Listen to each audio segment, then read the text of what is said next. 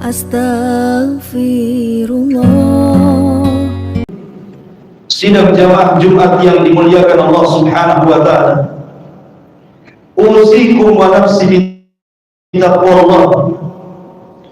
Faqad fazal muttaqun. Fa usalli wa usallimu ala sayyidina Jumat yang dimuliakan Allah Subhanahu wa taala. Pada Jumat dimuliakan Allah Subhanahu wa taala. Pada Jumat kali ini kita akan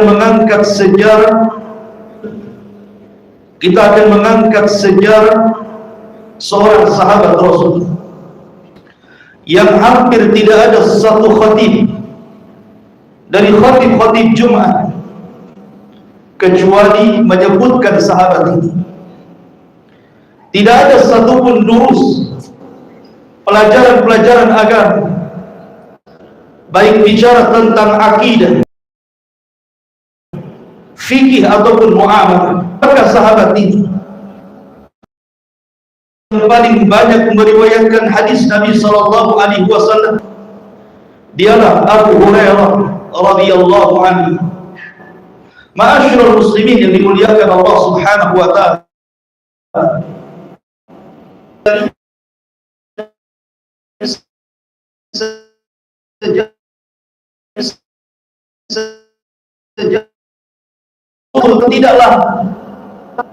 Tidak seperti Abu Muhajirin digunakan untuk berulang mendapat Islam ilmu agama sehingga dia menjangkau. Artinya kita harus mempertanggungjawabkan semua yang kita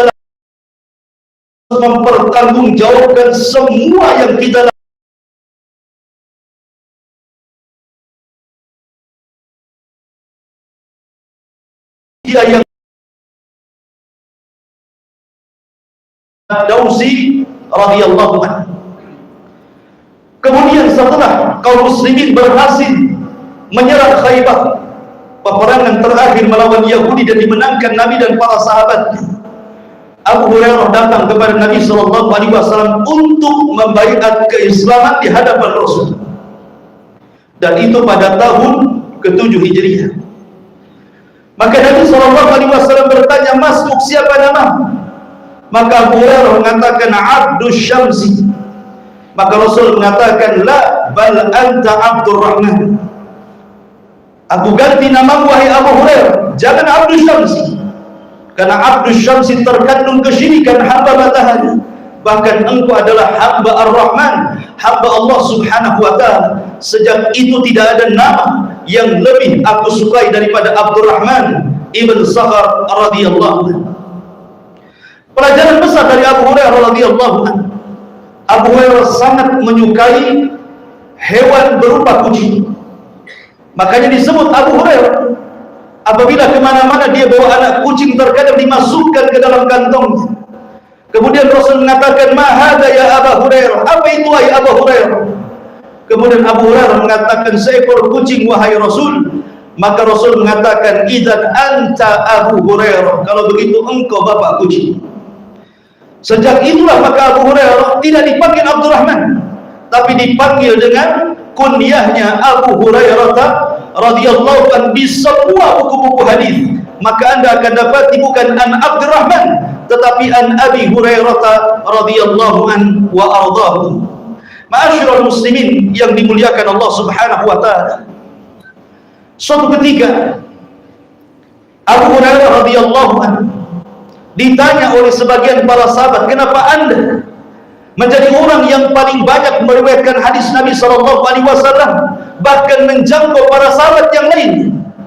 Maka Abu Hurairah radhiyallahu anhu mengatakan, "Innakum tazumuna anna Abu Hurairah yukthiru riwayat ala Rasulillah sallallahu alaihi wasallam." Tentu kalian heran, kenapa Abu Hurairah radhiyallahu anhu banyak meriwayatkan hadis dari Nabi sallallahu alaihi wasallam? Maka Abu Hurairah menjawab sendiri keraguan manusia dan mengatakan, "Kanal muhajirun yushgiluhum as-safqu bil aswaq wa kanatil ansar yusgiluhum al-qiyamu ala amwalihim wa kuntu alzamu ala Rasulillah sallallahu alaihi wa ala alihi wasallam. Kata Abu Hurairah radhiyallahu anhu, orang-orang muhajirin mereka sibuk dengan perniagaan mereka di pasar-pasar. Adapun orang-orang Ansar mereka sibuk mengurus harta-harta benda mereka dari kekayaan ladang-ladang mereka. Adapun aku, kata Abu Hurairah, aku senantiasa bermulazamah bersama Nabi sallallahu alaihi wa ala alihi wasallam. Dari sini tidak heran, walaupun perjumpaan Abu Hurairah dengan Rasul hanya 4 tahun saja, akan tetapi dia bisa mengungguli seluruh para sahabat di zamannya. Sampai-sampai Abu Hurairah radhiyallahu anhu adalah sahabat terbanyak dari seluruh sahabat Nabi sallallahu alaihi wa ala alihi wasallam yang disebut dengan sahabat yang banyak meriwayatkan hadis Nabi sallallahu alaihi wasallam. Di antaranya Abu Hurairah radhiyallahu anhu meriwayatkan hadis sebanyak 5.374 hadis. Kemudian Abdullah ibn Umar radhiyallahu anhu meriwayatkan hadis 2.670 hadis. Kemudian Anas ibn Malik radhiyallahu anhu meriwayatkan hadis 2.286 hadis. Kemudian Aisyah ummul mukminin radhiyallahu anha meriwayatkan hadis sebanyak 2.210 hadis. Kemudian Ibnu Abbas 1.660 hadis. Kemudian Jabir bin Abdullah radhiyallahu anhu 1.560 hadis. Dan yang terakhir Abu Sa'id Al-Khudri radhiyallahu anhu 1.170 hadis. Artinya Abu Hurairah mengungguli seluruh para sahabat Nabi yang disebut dengan al-mukthiruna fil hadis. Apakah kita tidak heran? Tidak heran. Pertama, karena Abu Hurairah memang bermulazamah dengan Nabi sallallahu alaihi wasallam. Yang kedua, Abu Hurairah radhiyallahu anhu menghabiskan waktunya bersama Rasul di saat manusia sedang sibuk dengan dunia mereka. Dia juga membantu keperluan istri-istri Nabi. Dia pun selalu disuruh oleh Nabi sallallahu alaihi wasallam untuk melakukan amalan-amalan yang merupakan tanggung jawab kaum muslimin seperti menjaga zakat, harta kaum muslimin dan yang lainnya. Termasuk juga Abu Hurairah radhiyallahu anhu ikut bersama Rasul di semua peperangan Nabi dan juga haji Nabi sallallahu alaihi wasallam, kecuali perkara-perkara khusus bagi Nabi sallallahu alaihi wasallam Abu Hurairah tentu tidak masuk. Seperti Nabi sallallahu alaihi wasallam berada dalam rumahnya, tidak mungkin Abu Hurairah masuk. Tapi secara umum Abu Hurairah tidak lepas dari Nabi sallallahu alaihi wasallam. Wajar dari sini Abu Hurairah menjadi sahabat terbanyak riwayat dari seluruh sahabat Nabi sallallahu alaihi wasallam. Ma'asyiral muslimin yang dimuliakan Allah Subhanahu wa taala.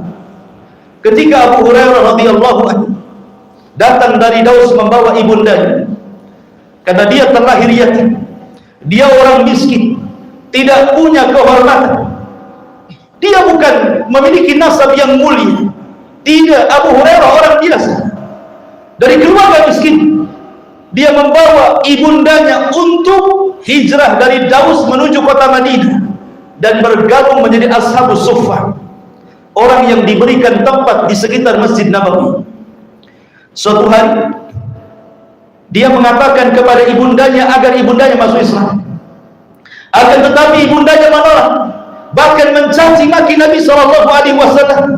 Sedihlah Abu Hurairah radhiyallahu anhu, kemudian datang kepada Nabi sallallahu alaihi wasallam agar Rasul mendoakan ibundanya untuk masuk Islam.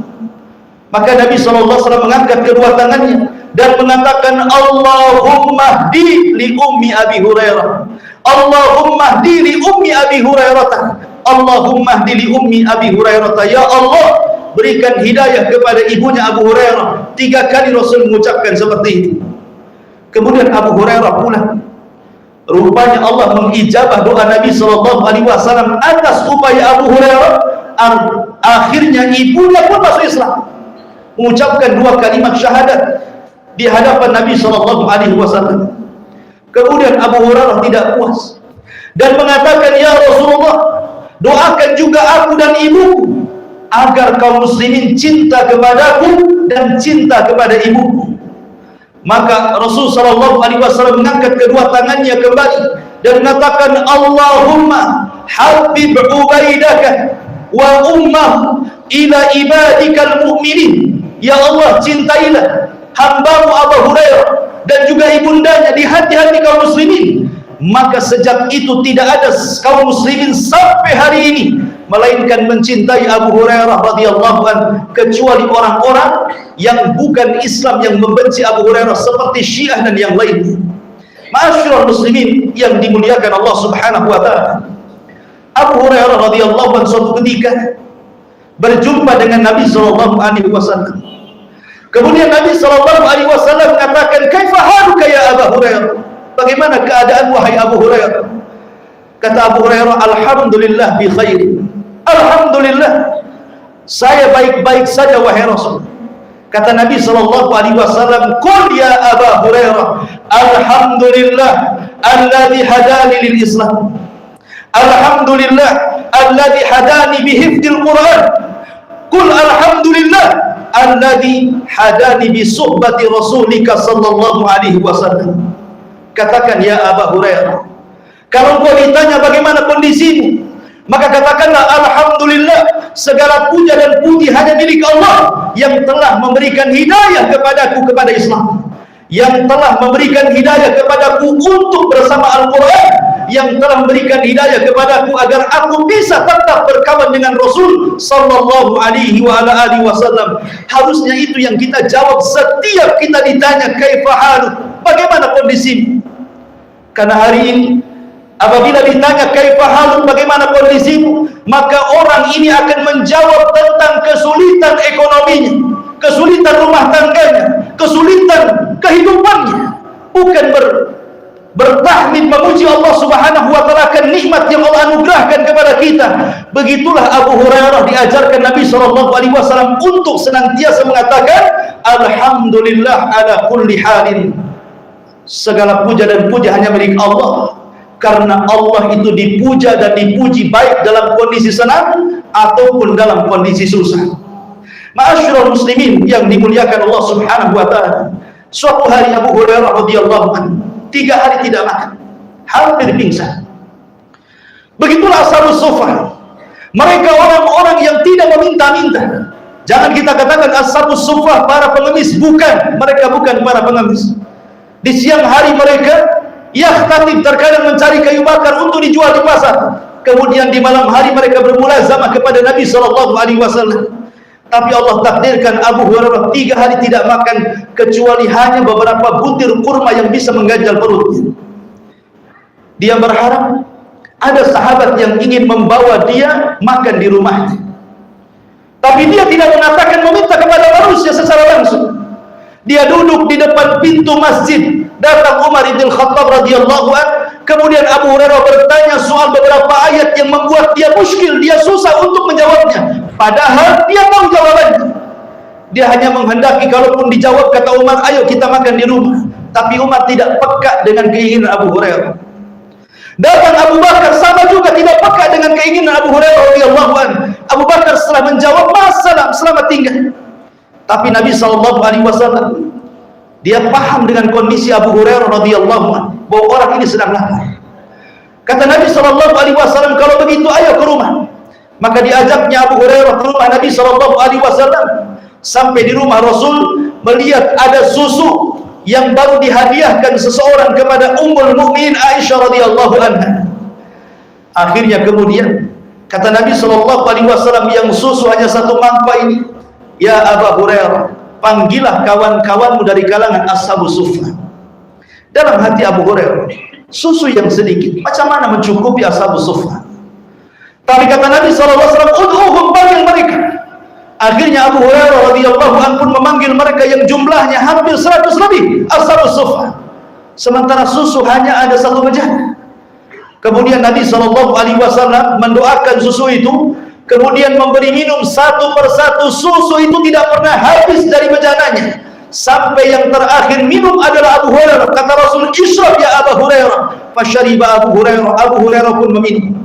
Kemudian kata Rasul, "Ishrab ya Abu Hurairah." Minumlah wahai Abu Hurairah. Sampai berkali-kali, sampai kata Abu Hurairah, "Demi Allah, sudah tidak ada lagi tempat di perut wahai Rasul, aku sudah kenyang." Maka terakhir Nabi SAW meminum sisa dari minuman para sahabat Nabi SAW. Subhanallah, akhlak Nabi SAW. Ma'asyiral muslimin yang dimuliakan Allah Subhanahu wa taala, akan tetapi walaupun demikian, Abu Hurairah radhiyallahu anhu menjadi tanda tanya besar, terutama musuh-musuh Islam, terutama kalangan Syiah Rafidah. Mereka menuduh bahwa Abu Hurairah radhiyallahu anhu telah mendustakan beberapa riwayat hadis. Alasannya mustahil. 4 tahun bersama Nabi sallallahu alaihi wasallam, tidak mungkin Abu Hurairah sampai meriwayatkan begitu banyak riwayat menjangkau para khulafaur rasyidin. Maka kita jawab, ma'asyiral muslimin yang dimuliakan Allah Subhanahu wa taala, yang pertama, apakah kalian heran wahai musuh-musuh Islam dengan banyaknya riwayat Abu Hurairah radhiyallahu anhu? Bukankah orang-orang Arab, contoh saja ulama-ulama setelah para sahabat, Imam Ahmad ibn Hanbal rahimahullahu taala, dikatakan oleh Imam Zuhri, kana Ahmad yahfadu alfa hadis. Imam Ahmad sanggup menghafal 1 juta hadis. Sementara Abu Hurairah berapa? 5.374 hadis saja. Artinya kenapa heran? Bukankah orang-orang Arab yang lebih hafalannya dari boleh banyak, terutama ulama-ulama setelah para sahabat? Kemudian yang kedua, Abu Hurairah ketika meriwayatkan hadis bukan hanya dari Nabi saja, karena Abu Hurairah itu diberikan usia panjang. Abu Hurairah juga mengambil hadis dari Abu Bakar, Umar, Utsman, Ali, dan para sahabat yang lainnya, bukan semata-mata mengambil dari Nabi SAW saja. Kemudian yang ketiga, setelah wafatnya Nabi SAW, Abu Hurairah itu betul-betul duduk mengajar. Dia tidak seperti sahabat yang lain disibukkan dengan tijarah mereka, dengan jihad mereka, dengan amalan-amalan sehari-hari mereka. Abu Hurairah murni duduk di majelis ta'lim, mengajar hadis Nabi SAW. Sudah barang tentu banyak riwayat yang sampai kepada kita. Bahkan kalau kita boleh kemudian katakan, ada seorang ulama Syiah namanya Jabir ibn Yazid al-Ju'fi. Jabir ibn Yazid al-Ju'fi, dia meriwayatkan hadis dari Muhammad al-Baqir, ulama Syiah, sebanyak 70.000 hadis. Kenapa kalian wahai orang Syiah tidak mencela Jabir ibn Yazid al-Ju'fi yang meriwayatkan Muhammad ibn Baqir sampai 70.000? Abu Hurairah hanya 5.000 lebih saja. Tidak lain dan bukan karena kebencian kepada ahli sunnah wal jamaah untuk merontokkan Islam, maka dengan cara membenci Abu Hurairah radhiyallahu an, kemudian difitnah bahwa Abu Hurairah telah memalsukan hadis Nabi SAW. Belum lagi Abu Hurairah radhiyallahu mendapatkan doa Nabi SAW. Kata Abu Hurairah radhiyallahu an, demi Allah, tidak ada orang yang lebih hafal dari hadis Nabi SAW dibandingkan diriku. Akulah terbanyak orang yang menghafal riwayat, kecuali, kata Abu Hurairah, kecuali Abdullah ibn Amr ibn As, karena dia mencatat sementara aku menulis. Aku datang kepada Nabi SAW, ya Rasulullah, aku banyak menghafal hadis dan banyak lupanya. Kata Nabi SAW, kalau gitu Abu Hurairah, ubsut rida'ah, bentangkan selendangmu. Kemudian Nabi SAW mendoakan di selendang itu. Kemudian kata Nabi SAW, letakkan selendang itu di dadamu. Maka Abu Hurairah meletakkan selendang di dadanya. Sejak itulah Abu Hurairah tidak pernah lupa. Kata Abu Hurairah, ba'da dzalik ma nasitu ahaditsa Rasulillah SAW. Setelah peristiwa doanya Rasul, aku tidak pernah melupakan hadis Nabi SAW. Keberkahan Abu Hurairah mendapat doa Rasul. Lalu apa yang ada dari Abu Hurairah radhiyallahu anhu?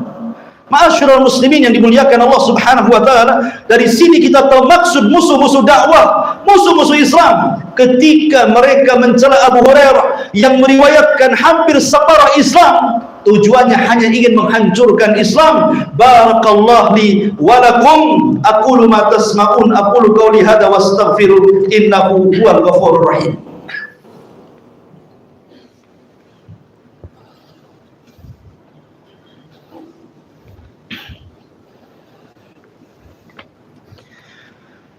Bihamdillah wassalatu wassalamu ala Rasulillah wa ala alihi wa sahbihi wa mawala wa la hawla wa la quwwata illa billahi wa ba'd. Sering saya katakan di sini dalam khutbah Jumat, Bagaimana hukum mencela sahabat Nabi SAW?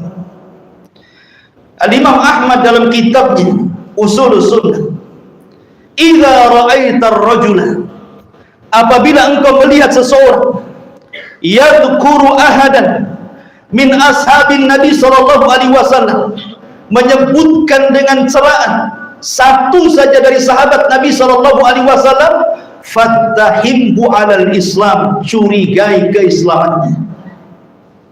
Kenapa demikian? Karena Rasul yang mengatakan la tasubbu ashabi, jangan cela sahabat. Lau anfaqa ahadukum mithla uhudin dhahaban ma balagha mudda ahadihim wala nasifa. Karena kalau sekalian menginfakkan satu bukit gunung Uhud berupa emas, tidak mungkin menjangkau amalan para sahabat satu mud, bahkan separuh mudnya pun tidak. Dari sini kata para ulama, ada 4 hukum tentang orang yang mencela sahabat. Pertama, kalau dia mencela para sahabat secara umum, maka dia kafir, keluar dari Islam. Yang kedua, kalau dia mencela para sahabat yang telah jelas-jelas mutawatir keutamaannya dijelaskan oleh Nabi SAW, seperti Abu Bakar, jelas keutamaannya disebutkan Rasul. Kemudian juga Umar, Ali, Uthman, termasuk Abu Hurairah, maka dia kafir karena mendustakan dari hadis-hadis Nabi SAW. Kemudian yang ketiga, kalau dia mencela sahabat, hanya individu sahabat, tetapi bukan celaannya soal riwayat, soal agama, mungkin soal saksiyah pribadi individu dia saja, mungkin sahabat ini pengecut, bakhil, dan begitu seterusnya, maka tidak sampai kafir, mungkin dia fasik saja.